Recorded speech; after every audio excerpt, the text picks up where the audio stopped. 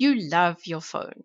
Not only do you spend hours scrolling, you also enjoy deep, meaningful conversations on the run. You talk with colleagues and friends. You use it to keep in touch with family and take care of business. Could your phone be making you fat? Well, let's be honest. Chatting on the phone is the norm. So is obesity. Could the two be connected? The timing is right. Here is data from my neck of the woods. This graph comes from the globaleconomy.com website. It shows the uptake of mobile phones in South Africa. If you superimpose the obesity prevalence stats, there's definitely an overlap. This does make the idea plausible. A team of researchers based in Finland decided to probe the connection a little bit further. Now, to be fair, they are not the first people to question whether a mobile phone emitted radiation could make you fat. And truth be told, it makes rodents fat. Numerous studies have shown EMFs increase food intake and body weight. But zapping mice in cages with high doses of radiation 24/7 is not very relevant to humans. The doses are wrong, the area being exposed is wrong, and the timing is wrong. And the elephant in the room is this setup generates heat. So, does it happen in man? This was what the Finnish team set about testing. Join us for this episode of Better Body Chemistry TV as we ask the almost unthinkable question: could cell phones be contributing to the obesity epidemic? Better Body Chemistry TV is brought to you by Dr. Sandy, a scientist turned gremlin buster, helping you battle sugar gremlins, heifer lumps, and other health horribles through better body chemistry. Remember, small things can make a big difference to your health. Now, our team exposed 15 healthy young men without weight problems to a normal cell phone experience. Okay, normal is very relative.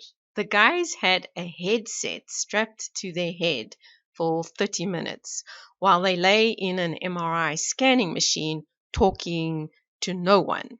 Not once, but 3 times. All in the name of science. Yeah, the setup is a little contrived, but it does mimic a human having a seriously long conversation on an old phone. And it is real science because, well, there's an experimental group. Actually, there are 2 experimental groups using different models of phone and a control group which used a phone that had not been turned on. I know. The next question you want to know is, which phones did they use and did they test my model? Actually, don't get excited.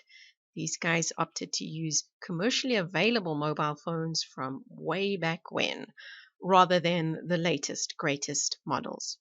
The first phone they tested was Motorola L2.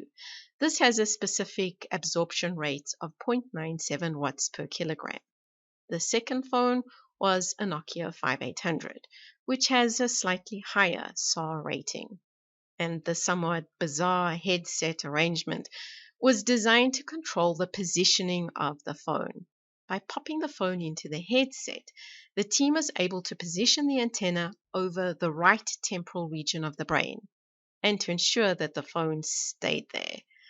Because 500 grams can feel like 500 kilograms if you've got to hold it up to your head for 30 minutes. The other plus of the headset was that the team could keep the activation status of the phone a secret, allowing them to compare what happened when the phone was operating and when it wasn't. The reward for the torture was free food, of course. This is science. So the spread was not really free. It was the experiment. Behind the scenes, how much food was being consumed was being carefully monitored. And our team worked hard to make sure that the trigger for the eating was the phone and not something else. They did this by issuing a list of instructions to the participants, which included no gym, no coffee, and get into bed by 11:30 p.m. on the day before the experiment. Now, the team found that almost all of the participants, that would be 13 out of the 15, felt compelled to top up their plates with a little more following a 30-minute exposure to the transmitting phone. In terms of the numbers, total calorie consumption was 22 to 27% more. That's enough to make you fat if you do it on a regular basis. And interestingly, the talking on the mobile phone didn't change circulating glucose levels, nor did it move the needle on insulin or C-peptide levels. That said, talking on the phone did cause a brain funk. The MRI scanner was able to capture the effect of the mobile phone exposure on phosphate inside the brain. This graph shows the impact on ATP levels. Both ATP and phosphocreatine levels drop. Now, ATP is what's actually used for energy, and phosphocreatine is an energy reserve, a bit like a power bank. Now, those effects on the energy in the brain were seen within 5 minutes of exposure to the EMF radiation. That's not very long. I'm not a big phone person, but I do 5-minute phone calls on a regular basis. And even more disturbing, things hadn't normalized 30 minutes after the phone call was terminated. Ouch. What is clear from this research is talking on the mobile definitely changed brain energetics. Now, our team speculated that this change was what sparked the calorie loading at the buffet table. The implications? Well, cell phones could be contributing to the obesity epidemic. I know, it's far out there. And even if it's true, it's not going to go away anytime soon as we move into a world with 5G and are increasingly dependent on our mobile phones. Ditching the phones is not a practical strategy, but awareness is power. I think it's important to realize your mobile phone is not an innocuous tool and to use it accordingly. It impacts your body chemistry, and not always for the better. The impacts are both direct and indirect. So you want to use your phone strategically and wisely. When it comes to EMF, distance is your friend. The closer the phone is to your body, the higher the level of radiation you will be exposed to.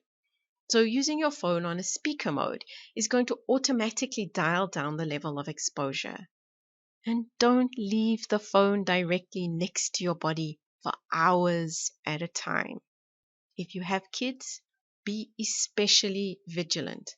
Children absorb more radiation than adults because their brain tissues are more absorbent. Their skulls are thinner and their relative size is smaller. There's more to health than eating less and moving more.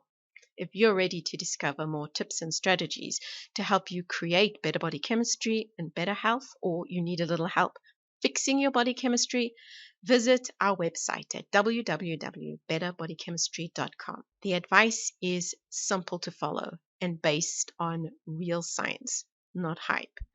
Know someone who talks for hours on their cell phone?